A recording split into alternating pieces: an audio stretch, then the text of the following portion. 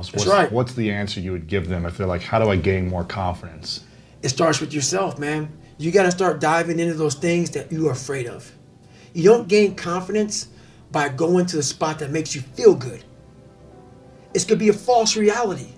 And the second life gives you that challenge, all you want to do is go back to what made you confidence or what gave you confidence. Is that happy spot?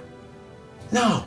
What gives you confidence, what gave me confidence, was spending years at a kitchen table trying to learn how to read and write on my own.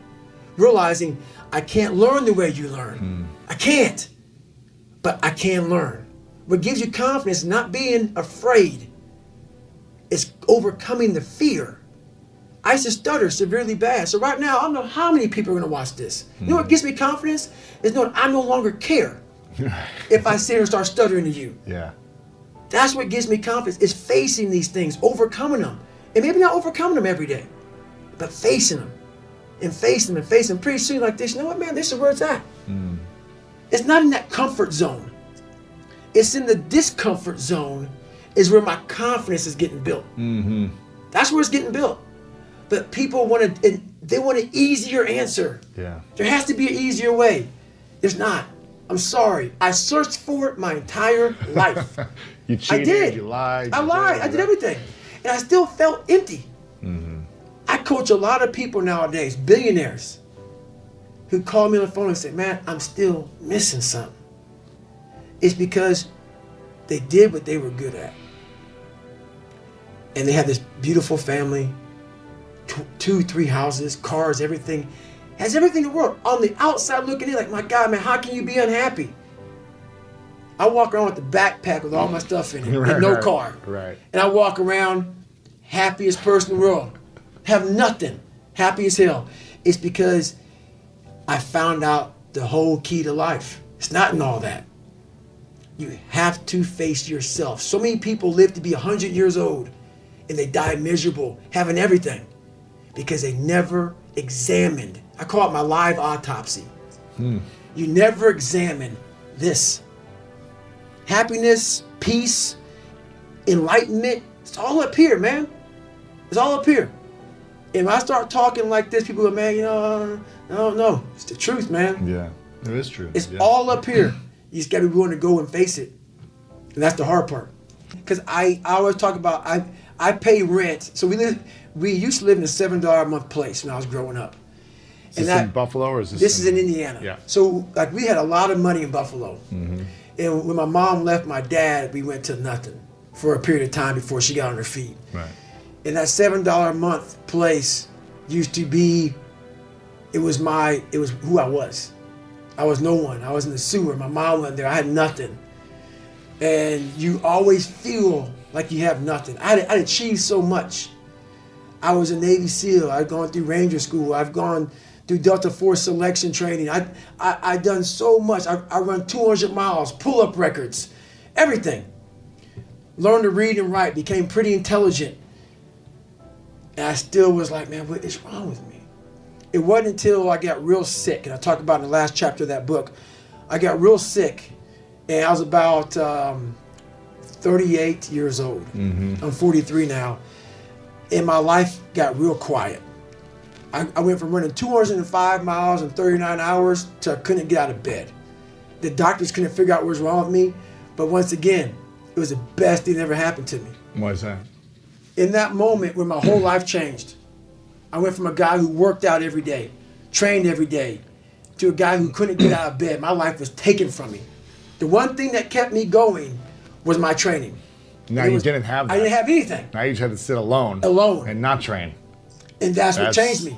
And that's when I realized I hadn't taken time to think about what I'd done in my life. You hadn't reflected yet. I hadn't reflected. I'd done all these things, but there was no finish line. I still believe that, but you must have time to reflect. Yeah. I was just going. I finished a race of life, and I wouldn't even receive my medal. I'd go on. You're like, on to the next. I get in the car and I go. You wouldn't even take the medal. Gone. Don't care about Like, it. I'm not going to waste an hour sitting around for this ceremony. Most people It's sit soft. around, and that's what they like.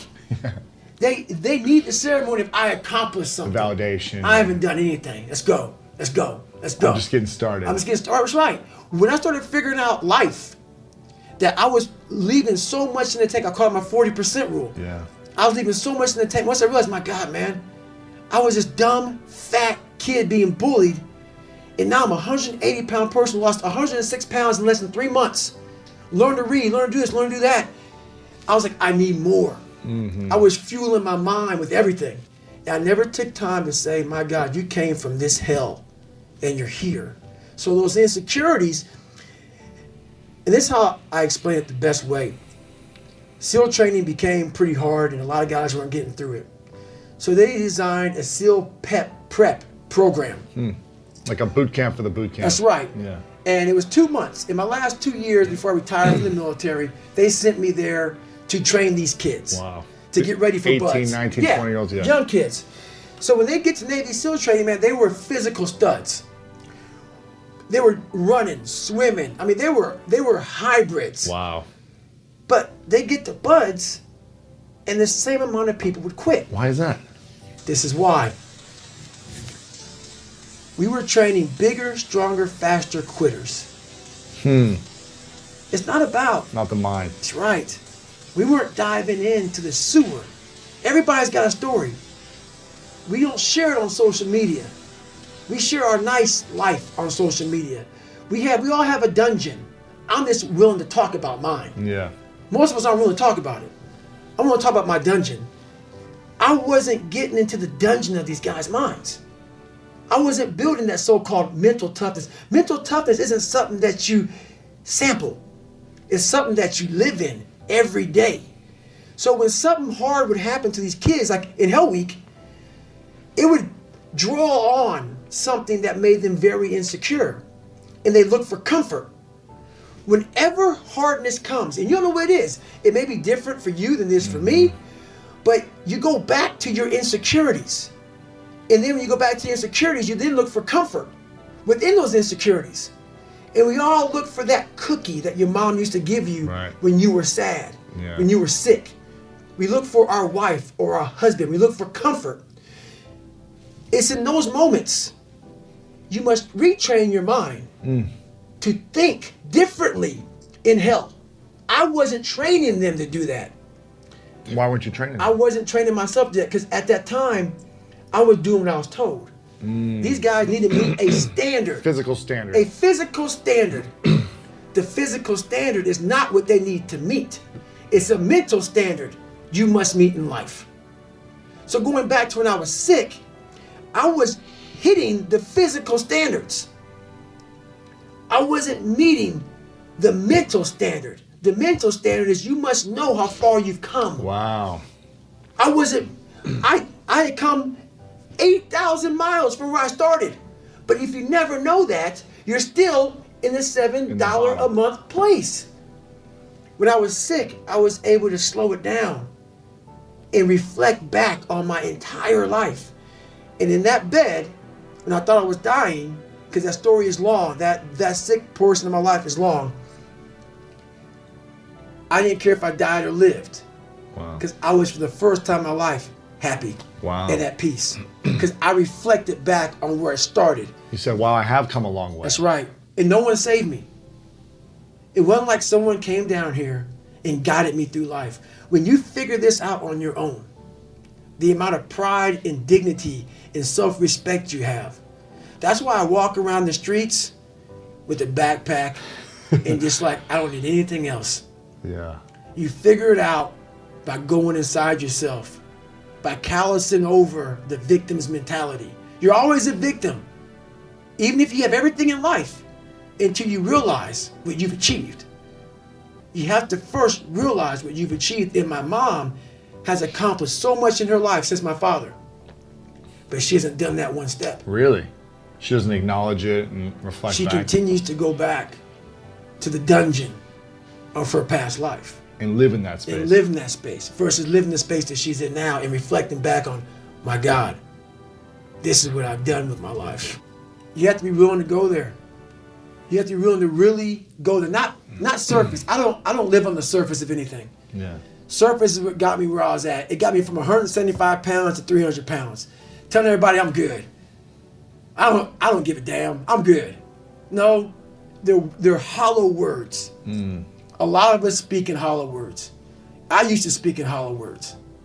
I don't do it anymore. Everything that comes out of my mouth has substance. It's real. And we all have these feelings in our bodies, in our minds, in our souls. I act on mine. A lot of us who are afraid of something, we allow our minds to choose the path of least resistance, so we go a different route. When I'm afraid of something, it's telling me you must conquer do this that. thing. You must do that. Yeah. You have to go that way. And most of us don't understand that mentality. We go left and we wonder why we haven't fulfilled something in our lives. It's because we continue to take the journey that is mapped out. And how I look at it is I talk in life like a lot of us in life want to take the 4-lane highway that has road maps and all this other stuff on it, man. It tells you where to go, gas stations. The next 10 miles up, you're going to see a McDonald's or Cracker Barrel. Yeah. It's the easy route. Very few of us want to go to the right side. That